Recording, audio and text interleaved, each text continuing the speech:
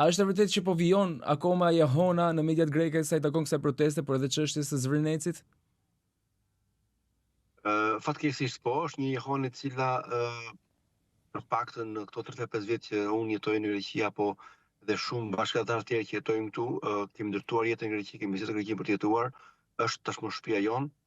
Nuk kemi konstatuar, nuk kemi hasur një rast analog, pa patur një arsye me bazë të fortë që shteti grek, media grek, shoqëria greke apo edhe çdo faktor tjetër, qoftë spektri politik të angazhohet kaq shumë, të investohet kaq shumë, madje të përdori dhe një gjuhë që në fakt nuk i shkon për denjë dhe nuk i shkon për shtat, një shteti demokratik si është Greqia. Dhe aq më tepër kur bëhet fjalë për një qytetar shqiptar dhe qytetar grek, sigurisht për një çështje që i përket një shteti tjetër, një çështje që është komplet jashtë agrit dhe kompetencës së Greqisë, të ketë kaq vëmendje, kaq interes, gjë e cila ne si diasporë dhe si qytetarë shqiptarë që jetojmë në Greqi, dhe qytetarë grek dhe qytetarë evropian, na shqetëson fakti që jepet vëmendje dhe aq më tepër frymëzohen rrymat ekstremit të djathtë, nazistët apo fashistët,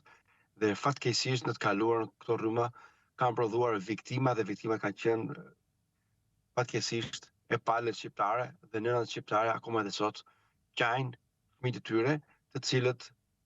e dete është mohur ose më saktë është privuar në gjykatat greke. Pra ka është një situatë e cila në çdo rast më ka befasuar, na ka befasuar gjithë dhe ende nuk ka një shpjegim të paktën në logjikën tonë të zakonshme.